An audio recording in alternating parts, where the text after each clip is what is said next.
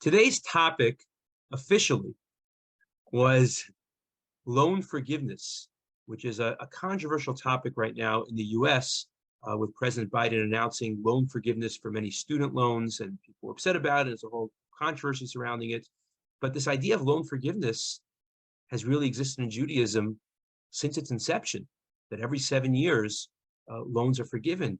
But at the same time, God, as well as the rabbis, put safety nets in place to ensure that people would still lend money and not be worried about losing their loans and not getting the money back. And it's a big mitzvah to lend money, to share with others. But what about someone who doesn't have money to give to others? How can we participate in this mitzvah of lending to others? And the answer is, we could lend ourselves. We could lend our wisdom. We could lend our hearts to people in need. Rabbi Zachariah Wallerstein, of blessed memory, he was asked to speak to a group of girls who had lost one or both of their parents. And he was expecting, when he arrived, to find 3 or 5 girls, and there were almost 30 girls, ranging in age from 6 to 16 years old. And he was thinking to himself, what am I going to say to them? What can I say?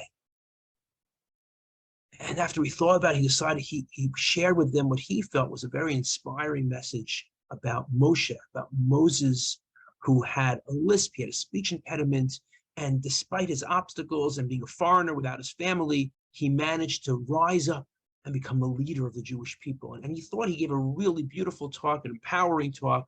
And when he was done, one of the girls raised her hand. She said, I'm 9 years old.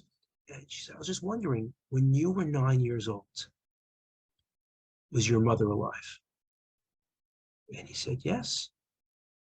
And she asked, is your mother alive now? And he said, yes. At which point he noticed he lost all the girls.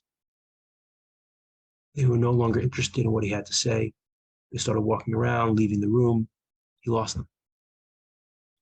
And it dawned on him that he was not the best equipped to speak to this group, that they would benefit much more from someone who had gone through a similar experience, someone who could empathize with them and truly share in their pain and their trauma and help them get through it. Each of us have faced obstacles and challenges in our own lives. And there are others out there who may be facing similar challenges.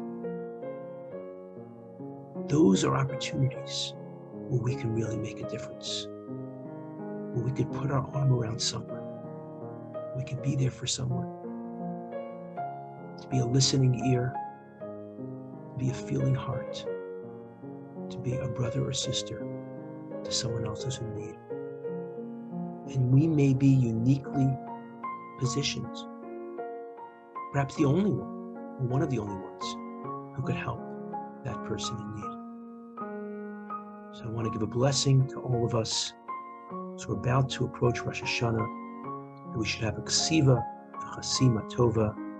We should be written and sealed for a year of happiness, a year of health, a year of wealth, a year where we can be available for other people's needs. And Hashem, our Father in heaven, will always be available for our needs.